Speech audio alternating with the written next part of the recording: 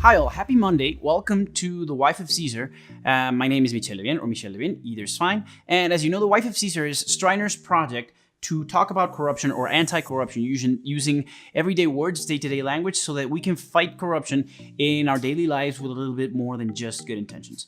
Okay, as with every program, we will have a bit of news, a piece of news. We will talk about a case and we will talk about a typology. In the news, we talk about current events that are related to corruption or to anti-corruption. When we talk about the case, we will talk about old or new cases, but that are somehow related to corruption. And when we talk about the typology, we will explain the different ways in which a person can commit acts of corruption.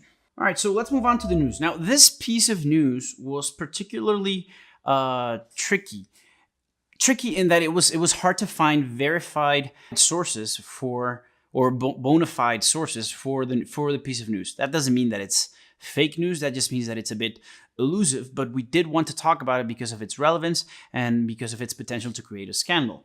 The news is this: the head of the unit in charge of the financial counterintelligence in Russia has just been arrested for alleged acts of corruption. All right, how does it work? Mr.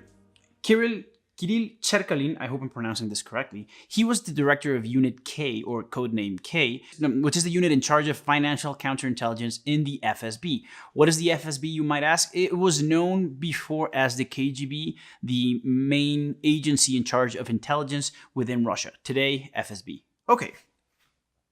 Now, what happened here was that Mr. Cherkalin was arrested for, again, alleged acts of corruption on a large scale. Now, we have talked about grand corruption before. Remember that grand corruption is acts of corruption that entail violations of human rights and which can be quantified in improper benefits of around $10,000 US. This isn't exactly that. When the media talks about large-scale corruption, they are simply using different words to say bribery for a lot of money. So this is what Mr. Cherkalin has been accused of.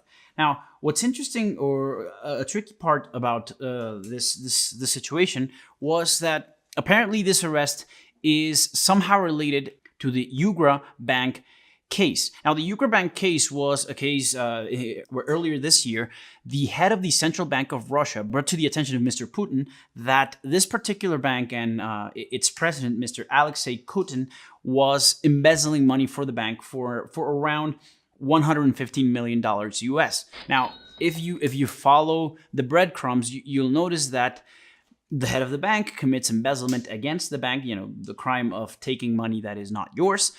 And this is reported by the head of the central bank. And this is reported to the president of Russia himself, which we all, I'm sure we have all heard about. Now, in connection with these investigations, the executive power of Russia continues the investigation and approves the arrest of one of the, I would say, the higher-ups within the FSB. Now, this would be comparable to the president of the US approving the arrest of a director within the CIA. So, major situation. Of course, this has yet to be investigated and obviously taken to trial, so we can't speculate. But again, we have to ask who benefits from this? Who benefits either from the case and the actual bribery? So, who was allegedly paying the bribes to Mr. Cherkalin? Or in the other case, who is benefiting from allowing prosecution of such an important figure? And you will know that this is, at the very least, suspicion or questionable. You can do an experiment yourself. Try to Google a picture of Mr. Cherkalin, and I guarantee you that you will not find a photograph of him. You will find photos of people related to him or of his office. But this is a major asset in the intelligence community in Russia. So the fact that the government is allowing him to be arrested and prosecuted should tell you something. We will have to follow it up on the news and tell you our opinion as the case develops. Okay, so let's move on. As in other videos, as in other episodes, today we're going to mix it up, and today's case and typology will be mashed into one. As you know, a typology is an iteration or an example, a model of something. So in this case, a typology would be the concrete steps that you take to commit acts of corruption. And today we get to talk about the sons and daughters scandal involving JP Morgan Chase. As you know, JP Morgan Chase is a bank in the US, private bank in the US. And in 2016, JP Morgan Chase had to pay fines to the DOJ, Department of Justice, and the SEC, the Securities and Exchange Commission of the US, for committing alleged acts of bribery involving Chinese public officials. Okay, let's virtually go to China a little bit. In China, all companies in China by law, have to have somewhat of a statutory auditor, or someone who performs the audit function, and that person has to be an employee of the government by law. So in essence, every company in China, whether private or public, has to have a Chinese public official working there. So that would mean that by the definition, the international definition of foreign bribery, every company in China has public officials.